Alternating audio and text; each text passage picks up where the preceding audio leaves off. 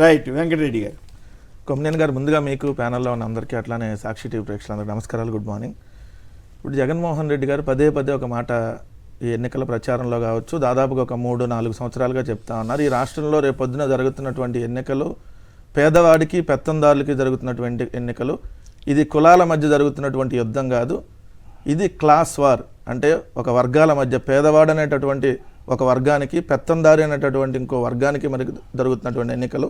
ఒక 2 రాజకీయ పార్టీల మధ్య జరుగుతున్నటువంటి ఎన్నికలు ఏ కావు అని చెప్పి ఏదైతే చెప్తా ఉన్నారో అది మొన్న జరిగినటువంటి ఎన్నికల్లో కనపడింది. ఆ ఎన్నికలు అయిపోయిన తర్వాత కూడా ఆ పెత్తందారి వర్గం మనస్తత్వం ఎలా ఉంది, ఆ పేదవాడు వాళ్ళకి నచ్చినటువంటి పార్టీకి ఓటు వేసుకుంటే మాకు అనుకూలంగా ఉన్నటువంటి పార్టీకి నువ్వు ఓటు వేయకుండా ఎందుకు నువ్వు అవతల పార్టీకి ఓటు వేసావు, నీకు మేము 10 సంవత్సరాలుగా పొలం కౌలుకి ఇస్తున్నాం, ఈ సంవత్సరం ఇవ్వం, నువ్వు మా ఆఫీస్లో పనిచేస్తూ ఉన్నావు, మేము మా ఆఫీస్ నుంచి మిమ్మల్ని తీసేస్తున్నాం. ఒక ఎస్సీ మాదిగ సామాజిక వర్గం కావచ్చు, బీసీ యాదవ సామాజిక వర్గం, ముస్లిం సామాజిక వర్గం, వీళ్ళందరినీ మీరు చూస్తే సాక్షాత్తు మాజీ ముఖ్యమంత్రి కొడుకు మాజీ మంత్రి లోకేష్ పోటీ చేసినటువంటి మంగళగిరి నియోజకవర్గంలోనే ఈ పరిస్థితి ఉందంటే ఇంకా పెత్తందారుల వర్గాల చేతుల్లో కొన్ని దశాబ్దాలుగా నియోజకవర్గాలు వాళ్ళ చేతుల్లోనే, ఆ కులాల చేతుల్లోనే ఉన్నటువంటి నియోజకవర్గాలు ఇంకా ఇక్కడ కనపడినటువంటి పరిస్థితులు ఎలా ఉన్నాయి అనేది ఒకసారి మనం బేరీజ్ వేసుకోవాల్సిన అవసరం ఉంది. అన్నాక మీరు కొన్ని ఊర్ల పేర్లు మెన్షన్ చేశారు. దుగ్గిరాల మండలంలో పెదపాలెం కావచ్చు, కంటరాజు కొండూరు, పేరికలపూడి, చిలువురు, తొమ్ముడి. అంటే ఈ గ్రామాల్లో అంటే ఇవన్నీ కంప్లీట్గా కింద గ్రౌండ్ అంటే డెల్టా వాతావరణంలో ఉండేటటువంటి గ్రామాలు. ఇక్కడ రాజకీయాలని ఎంత పెద్దగా పట్టించుకోరు, ఏ పార్టీకి ఓటు వేసినా కూడా దాని తర్వాత పట్టించుకునేటటువంటి పరిస్థితి ఉండగా ఏం ఫ్యాక్షన్ గ్రామాలు కాదు, జనరల్ గ్రామాలు. ఆ జనరల్ గ్రామాల్లోనే మీరు వైసీపీకి ఓటేశారు కాబట్టి, వైఎస్ఆర్ కాంగ్రెస్ పార్టీకి మీరు ఓటేశారు కాబట్టి, లోకేష్కి మీరు వేయలేదు కాబట్టి మేము మీకు పొలం కౌలుకి ఇవ్వం అంటే ఇచ్చినటువంటిది కూడా మళ్ళీ వెనక్కి తీసేసుకోవటం. సో ఇటువంటి పరిస్థితి ఇక్కడ ఉందంటే ఇంకా పర్టికులర్ కొన్ని నియోజకవర్గాలు ఇంకెంత దారుణ పరిస్థితులు ఉందో మనం ఎన్నికల రోజు చూసాం. ఎన్నికల పోలింగ్ జరుగుతుంటే ఉదయం మీకు 7 గంటలకు పోలింగ్ స్టార్ట్ అయితే 6:30 నుంచే లైన్లో నిలబడి మహిళలు అంతా ఎస్సీ ఎస్టీ సామాజిక వర్గాలు ఎక్కువ ఓట్లు జరుగుతూ ఉంటే 11 గంటల నుంచి స్టార్ట్ చేసింది తెలుగుదేశం పార్టీ తన వ్యూహరచన. దాడులకు ఉసుకొలుపుతా, రెచ్చగొట్టేటటువంటి వ్యాఖ్యానాలు. మధ్యాహ్నం నుంచి తీవ్రత తాడిపత్రి కావచ్చు, మీరు అన్నట్టుగా మాచర్ల, నర్సరావుపేటలో డైరెక్ట్గా ఎమ్మెల్యే హాస్పిటల్ మీదకి ఇంటి మీదకి వెళ్ళి ఆల్రెడీ పెట్రోల్ బాంబులు విసిరేటటువంటి పరిస్థితులు ఇవన్నీ చూస్తూ ఉన్న ఎన్నికల కమిషన్ ఎటువంటి చర్యలు తీసుకోలేననేది వాస్తవం. దాని తర్వాత పర్టికులర్గా మాచర్ల నియోజకవర్గంలో ఎందుకు నేను ప్రస్తావిస్తున్నా అంటే 13వ తారీఖు ఎన్నికలు అయిపోయినాయి సార్. 15వ తారీఖు ఆయన పిన్నెల రామకృష్ణారెడ్డి గారు హైదరాబాద్ వచ్చారు. 15వ తారీఖు మేము కూడా కలిసి ఉన్నాం. సో 15వ తారీఖు హైదరాబాద్ వస్తే తెలుగుదేశం మీడియా పిన్నెల్లి గారు పారిపోయారు, దమ్ముంటే పిన్నెల్లి నువ్వు మాచర్లరా. మరి ఎన్నికల కమిషన్ ఏం చర్యలు తీసుకుంటుందండి? ఎన్నికల కోడ్ ఉంది, ఇటువంటి రెచ్చగొట్టే వ్యాఖ్యానాలు చేయకూడదు. సాక్షాత్తు ప్రతిపక్ష పార్టీ నాయకులే నువ్వు పారిపోయావు, నువ్వు వస్తావా మాచర్ల తేల్చుకుందాం, నువ్వు మాచర్ల మగాడు అయితే మాచర్లరా. ఏంది ఆయన ఇంకో పాయింట్ ఒకటి చెప్పాలి మీకు. వాళ్ళు పెట్టారు కదా మాచర్ల ఫరార్ అని, మరి అదే జేసీ ప్రభాకర్ రెడ్డి, అదే చింతమనేని ప్రభాకర్, అదే ఇంకెవరు అస్మిత్ రెడ్డి, వీళ్ళెవరో. అదే చంద్రబాబు నాయుడు పరారీలో ఉన్నాడు కదా. అది నో సార్, నేను చంద్రబాబు నాయుడు గారు ఎక్కడ ఉన్నారో తెలుగుదేశం పార్టీ వాళ్ళని చెప్పానండి. కాదు, వీళ్ళు కనపడకుండా పోతే వీళ్ళకి కూడా ముందస్తు బెయిల్కి వెళ్తే వాళ్ళ గురించి అసలు ఒక్క ముక్క రాయకపోగా పరారని ఈయన మీద రాస్తారు. ఆయన హైదరాబాద్లో ఉండి కూడా మన ఛానల్కి ఇంటర్వ్యూలు కూడా వచ్చారు రోజు. అట్లానే మిగిలిన ఛానల్స్ కూడా ఆయన బైట్స్ ఇచ్చారు. ఆయన పరారీలో ఉంటే బైట్స్ ఇవ్వడు కదా మీడియా వాళ్ళని పిలిచి. నేను చెప్పాడు హైదరాబాద్లో నేను వ్యక్తిగత పనులకు వెళ్తున్నాను బాబు, ఎలక్షన్ అయిపోయింది కదా, వ్యక్తిగత పనుల నిమిత్తం ఆయన వస్తూ ఉంటారు. మాచర్ల హైదరాబాద్ దగ్గరే కాబట్టి ఆయన వస్తూ ఉంటారు కాబట్టి ఆ పనిలో వచ్చానని చెప్పి ఆయన అంత క్లారిటీ ఇచ్చినా దమ్ముంటే నువ్వు మాచర్లరా తేల్చుకుందాం. ఎవడంటే వాడు తెలుగుదేశం నుంచి పోటీ చేసిన అభ్యర్థి యువతల వైఎస్ఆర్ కాంగ్రెస్ పార్టీ ఎమ్మెల్యేకి నువ్వు దమ్ముంటే మాచర్లరా తేల్చుకుందాం అని చెప్పి సవాలు విసురుతుంటే మీడియాలో కూర్చొని తెలుగుదేశం ప్రతినిధి ఎన్నికల కమిషన్ ఎందుకు చర్యలు తీసుకోలేదు? రచ్చగొట్టే వ్యాఖ్యానాలు చేస్తే మీ మీద యాక్షన్ తీసుకుంటాం, మీరు అసలు మీరు మాచర్లో మీరు వెళ్ళిపోయి వేరే చోట ఉండండి, మిమ్మల్ని గృహ నిర్బంధం చేస్తామని చెప్పి తెలుగుదేశం పార్టీ అభ్యర్థికి ఎందుకు ఎన్నికల కమిషన్ చెప్పరా? ఎన్నికల పోలింగ్ జరుగుతుంది సార్. సాయంత్రం 6:30కే ప్రెస్ మీట్ పెట్టాడు ముఖేష్ కుమార్ మీనా గారు. రాష్ట్రంలో ప్రశాంతంగా ఎన్నికలు జరిగినాయి, ఎక్కడా కూడా రీపోలింగ్ జరగాల్సిన అవసరం లేదు. ఏదంటే తెల్లారిదాకా ఎన్నికలు జరుగుతున్నాయని మీరే చెప్తున్నారు. ఇంకా రాత్రి 10 గంటల దాకా మెజారిటీ బూతుల్లో జరిగినాయి, కొన్ని బూతుల్లో తెల్లారి 3 గంటల దాకా జరిగితే ఎక్కడా రీపోలింగ్ నిర్వహించాల్సిన పని లేదు అంటాడు. 6 పోలింగ్ బూత్లో రీపోలింగ్ నిర్వహించమని సాక్షాత్తు కోర్టుకి వెళ్ళారు అంబటి రాంబాబు గారు. ఇక్కడ రిగ్గింగ్ జరిగింది, ఆ వీడియో ఫుటేజ్ మొత్తం మీరు బయట పెట్టండి. 23 గంటల 52 నిమిషాలు ఉంది సార్ వీడియో. ఏదైతే పాలవాయి గేట్ అనే పోలింగ్ బూత్లో 23 గంటల 52 నిమిషాలు అంటే నియర్లీ 1 డే, 24 గంటలు. ఆ 1 డే ఫుటేజ్ మధ్యలో ఒకళ్ళ మొబైల్తో 65% ఛార్జింగ్ ఉంది వాళ్ళకి, మొబైల్తో ఒక 2 నిమిషాలు రికార్డ్ చేసి పిన్నెల్లి గారు వచ్చారు లోపలికి అనేది అది రికార్డ్ చేసి దాన్ని బయటకు వదిలారు. ఈ డేటా ఎవరి దగ్గర ఉంటుంది? ఎన్నికల కమిషన్ దగ్గర ఉంటుంది. ఎన్నికల కమిషన్ దగ్గర ఉన్న సెక్రటేరియట్లో భద్రంగా ఎన్నికల కమిషన్ ఆధ్వర్యంలో ఉండాల్సినటువంటి డేటాని ఎవరో ఒక మొబైల్లో రికార్డ్ చేసేటంత అంత పరిస్థితి ఉంది అని అంటే మరి ఎన్నికల వ్యవస్థ సజావుగా నిర్వహించినట్టు అర్థమా? మరి మీరు అన్న మెయిన్ పాయింట్లో రేపు కౌంటింగ్కి ఇప్పుడు ఎన్నికల రోజే ఇంత అరాచకాలు సృష్టిస్తే అవతల తెలుగుదేశం పార్టీ, మరి రేపొద్దున కౌంటింగ్ రోజు ఎందుకు సృష్టించదు? కౌంటింగ్ రోజు అవతల వైఎస్ఆర్ కాంగ్రెస్ పార్టీ తరపున ఏజెంట్లు ఉంటే వాళ్ళ మీద వీళ్ళు తిరగబడరన్నటువంటి గ్యారంటీ ఏంటంటే ఇంకా భద్రత ఎక్కువ కల్పించాల్సినటువంటి అవసరం ఉంది.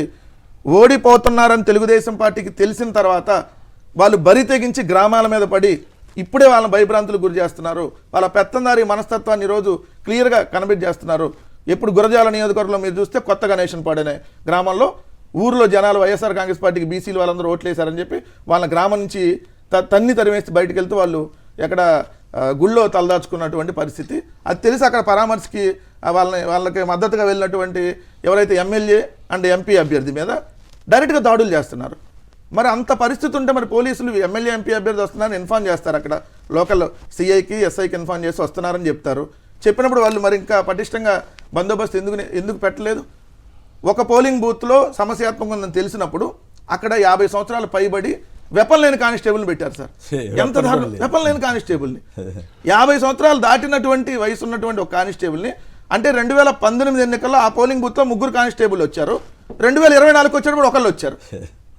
ఎంత దారుణం చెప్పండి సార్. 2019లో సమస్యాత్మక బూత్గా ఉన్నటువంటిది ఇప్పుడు కూడా సమస్యాత్మక పోలింగ్ బూతే కదా అది. మరి అలాంటి సమస్యాత్మక పోలింగ్ బూత్లో ఎందుకు పటిష్టమైన భద్రత? ఓట్లు వేయకుండా అడ్డం పడితే ఎవరినైనా సరే ఉపేక్షించకూడదు కదా. ఒక సిఐ నారాయణ స్వామి అనేటటువంటి మాచర్ల సిఐ అతని మీద ఎంత దాడి జరగడానికి ప్రయత్నించారంట, 10 రోజుల తర్వాత వెళ్ళి కంప్లైంట్ ఇచ్చాడు సార్. ఒక ఎస్ఐ అంటే పిన్నెల్లి గారికి బెయిల్ వచ్చిన తర్వాత ఆయన వెళ్ళి కంప్లైంట్ ఇచ్చాడు, మళ్ళీ ఇంకో కేసులో పిన్నెల్లి గారిని అరెస్ట్ చేయాలనేటటువంటి ఆలోచనతో. మరి నిజంగా అక్కడ అరాచకం జరిగినప్పుడు ఆ ఎస్ఐని ఎందుకు ఆ సిఐని ఎందుకు ఎన్నికల కమిషన్ సస్పెండ్ చేయలేదు? అంతకుముందు అక్కడ ఎస్పీని వాళ్ళని మార్చారు. ఎస్పీని మార్చినప్పుడు మరి మీరు అక్కడ గొడవలకు కారణమైన సీఐని ఎందుకు ఇప్పటివరకు మార్చలా? రేపొద్దున అదే సీఐ ఉంటే అక్కడ రేపొద్దున రక్షణ ఏముంటుంది? సో ఇలాంటి అనేకటువంటి సమస్యలు ఇక్కడ కనపడుతున్నాయి. కాబట్టి కౌంటింగ్ రోజు కూడా పటిష్టమైనటువంటి భద్రత కల్పించాలి. ఎందుకంటే ఇక్కడ చంద్రబాబు నాయుడు వాళ్ళ పార్టీకి సంబంధించినటువంటి వ్యక్తులు ఇప్పటికే అరాచకాలు సృష్టించడానికి ఒక పథకం ప్రకారం ఇప్పటికే భయభ్రాంతులు గురి చేస్తున్నారు. చాలా మందికి వాళ్ళు సార్ డైరెక్ట్గా ఇళ్ళకి వెళ్ళి మరి మీరు వైఎస్ఆర్ కాంగ్రెస్ పార్టీకి ఓటేశారు, రేపొద్దున మేమే రాబోతున్నాం, మీ అంతు చూస్తామని బెదిరింపులకు ఇప్పుడే బాధపడతా ఉన్నారు. మీరు వచ్చేది లేదు చేసేది లేదు, కానీ అది సెకండరీ. సో కానీ ఇటువంటి భయభ్రాంతులకి ఇప్పుడే గురి చేస్తూ ఉన్నారంటే రేపొద్దున వాళ్ళు కౌంటింగ్ జరుగుతున్న సమయంలో వైఎస్ఆర్ కాంగ్రెస్ పార్టీకి ఫుల్ ప్లెడ్జ్డ్ ఎడ్జ్ వెళ్తున్నప్పుడు వాళ్ళ ఆక్రోశం ఆపుకోలేక తెలుగుదేశం వాళ్ళు ఖచ్చితంగా దాడులు చేసేటటువంటి అవకాశం ప్రక్రియను కూడా చెడగొట్టే అవకాశం 100% ఉంటుంది సార్. ఎందుకంటే నిన్న నేను ఒకటి చూశాను సార్, కొమ్మినేని గారు, పోలింగ్ అయిపోయిన 10 రోజుల తర్వాత గుంటూరు జిల్లా పశ్చిమ నియోజకవర్గంలో పోస్టల్ బాక్సులకు సీలు వేయని అధికారులు అంట. తెలుగుదేశం వాళ్ళే కంప్లైంట్ ఇచ్చారంట. మళ్ళీ ఎంత విడ్డూరం చూడండి, 4126 మంది ఉద్యోగులు ఓటు హక్కు వినియోగించుకున్నారంట పోస్టల్ బ్యాలెట్లో. గుంటూరు పశ్చిమలోనే అత్యధికంగా పోలేని అంట. మొత్తం 12 పోస్టల్ బ్యాలెట్ బాక్సులు ఏర్పాటు చేశారు. భద్రతా కారణాలతో స్ట్రాంగ్ రూములు మార్చే క్రమంలో కొన్ని పోస్టల్ బ్యాలెట్ బాక్సులకి తాళాలు మరికొన్నిటికి సీలు వేయని విషయాన్ని తెదేపా నాయకులు గుర్తించారంట. సార్ స్ట్రాంగ్ రూములు మారుస్తుంటే దీన్ని తాళం ఎందుకు తీపుతారు? తాళాలు వేసి దాంట్లో సీల్ వేసి అన్నీ ఉంటుంది కదా. అంటే ఏం జరుగుతుంది ఇక్కడ? సార్ ఇట్లాంటి అనుమానాలు ఖచ్చితంగా వాళ్ళు వ్యక్తం చేయండి, మేము వ్యక్తం చేయండి, ఇది సెకండరీ. సో ఎన్నికల వ్యవస్థలో వాళ్ళు సీలు వేయని పోస్టల్ బ్యాలెట్ బాక్స్ని పరిశీలిస్తున్న ఎన్నికల అధికారులు. రైట్. సో మొత్తం మీద మీకైతే కౌంటింగ్ విషయంలో చాలా జాగ్రత్తగానే ఉండాలి సార్. కౌంటింగ్ మొన్న ఏదైతే పోలింగ్ రోజు చూసినటువంటి పరిస్థితుల్ని, పోలింగ్ తర్వాత జరుగుతున్నటువంటి పరిస్థితుల్ని అబ్జర్వ్ చేసిన ఎవరికైనా కూడా ఖచ్చితంగా రేపు కౌంటింగ్ దగ్గర కూడా వీళ్ళు దాడులకు తెగబడేటటువంటి అవకాశం ఉందనేది క్లియర్. సో ఖచ్చితంగా ఇంకా పటిష్టమైనటువంటి భద్రత. మీ ఆఫీసర్లు భయపడిపోతున్నారు, వెళ్ళిపోతున్నారు అని ఆంధ్రజ్యోతి ఆయన రాశాడు. వాళ్ళకే తెలియదు అంట సార్. ఇప్పుడు నేను ఇందాకే మాట్లాడుతూ ఒక ఆయనతో, అన్న ఏం మీరు వెళ్ళిపోతున్నారంటే ఏ పేపర్లో మాకు తెలియదే అని చెప్పి వాళ్ళే అడిగారని వాళ్ళు మమ్మల్ని ఇక్కడ కంటిన్యూ చేయమని అడుగుతుంటే వీళ్ళు వెళ్ళిపోవాలని రాస్తున్నట్టుకున్నారు. సో ఇట్లా ఉంటాయి వాళ్ళకి వచ్చే వార్తలు. మీరు చెప్పారు కదా తెలంగాణలో ఆంధ్రజ్యోతి వాళ్ళు వేసింది కథనం ఏమని, వేలం గ్యారంటీ, అభివృద్ధి ఆదాయమే లక్ష్యం, 6 గ్యారంటీల అమలుకు ఈ వేలం గ్యారంటీ అంట. అంటే ఏది సంక్షేమ పథకాల అమలుకు పోయిన టీఆర్ఎస్ ప్రభుత్వంలో 14,000 కోట్ల ఆదాయం వచ్చిందంట భూములు అమ్మితే. ఇప్పుడు కూడా వీళ్ళు భూములు మొత్తం అమ్మేసి ఈ సంక్షేమ పథకాలు ఖర్చు పెడతారంట. అదే జగన్మోహన్ రెడ్డి గారు ఏది అభివృద్ధి కార్యక్రమాలకు ఎక్కడన్నా తాకట్టు పెట్టి డబ్బులు తెచ్చి మళ్ళీ దాన్ని కట్టే ప్రక్రియ చేస్తానికి ప్రయత్నించినా కూడా వీళ్ళు రాశారు, అమ్మో ఆంధ్రప్రదేశ్ అడుగు తింటుంది తాకట్టు పెట్టేస్తున్నారని. బట్ తెలంగాణలో 14,000 కోట్ల రూపాయల భూములు అమ్మేశారు, మళ్ళీ ఇంకొన్ని వేల కోట్ల రూపాయలకి 30,000 కోట్లు సమీకరణ సార్ ఇప్పుడు లక్ష్యం. దానికి వెళ్తే ఇక్కడేమో అభివృద్ధి విశాఖ గురించి వాటి గురించి మాట్లాడితే ఓ బ్రేక్ తీసుకోవాలి సార్. విశాఖపట్నం జగన్మోహన్ రెడ్డి గారు ముందే చెప్పారు, ఏది ఎన్నికలకు ముందే చెప్పారు ఆయన, నేను విశాఖపట్నం నుంచే పరిపాలన కొనసాగిస్తాను, నేను ప్రమాణ స్వీకారం కూడా విశాఖపట్నంలో చేస్తానని చెప్పి ఎన్నికల కంటే ముందే ముందే చెప్పారు. కాదు విశాఖపట్నంలో మేము చేయబోతున్నాం అనే ధీమా ఎట్లా వచ్చింది? కాన్ఫిడెన్స్ 100% ప్రజల మీద మాకు నమ్మకం. మేము చెప్పాను కదా, రెడ్డి సామాజిక వర్గంలో ఉన్న పేదలు, కమ్మ సామాజిక వర్గంలో ఉన్న పేదలు, కాపు లేదంటే మీరన్న వైశ్య బ్రాహ్మణ బీసీ ఎస్సీ ఎస్టీ మైనార్టీ అన్ని సామాజిక వర్గంలో ఉన్న పేదలు ఒకవైపు నిలబడ్డారు ఎన్నికల్లో. రెడ్డి సామాజిక వర్గంలో ఉన్న పెత్తందారులు కూడా, కమ్మ సామాజిక వర్గం, కాపు ఎస్సీ ఎస్టీ బీసీ అన్ని సామాజిక వర్గంలో ఉన్నటువంటి పెత్తందారి వర్గం అవతల పక్క నిలబడింది. సో పేదలకి పెత్తందారులకి జరిగినటువంటి ఎన్నిక మాకు పోయినసారి 50% ఓటింగ్ వచ్చింది, అంతకు మించి ఓటింగ్ రాబోతా ఉంది. 2018లో టీఆర్ఎస్ పార్టీకి ఇక్కడ ఏ విధంగా ఓటింగ్ శాతం పెరిగి రెండోసారి ఎన్నికల్లోకి వెళ్తుంది, ఎందుకంటే అప్పుడు టీఆర్ఎస్ పార్టీకి అంతకుముందు 63 వచ్చింది, 2014లో 34.3% వచ్చింది, తర్వాత 88 వచ్చింది, 46.84% వచ్చింది. అప్పుడు కూడా అవతల కూటమి కట్టారు, ఎవరు CPI CPM Kodandaram party Congress Telugu Desam అన్ని కూటమిగా కట్టి ఆ రోజు కూడా ఏ విధంగా ఇప్పుడు చేసిన ప్రొజెక్షనే చేశారు చంద్రబాబు నాయుడు.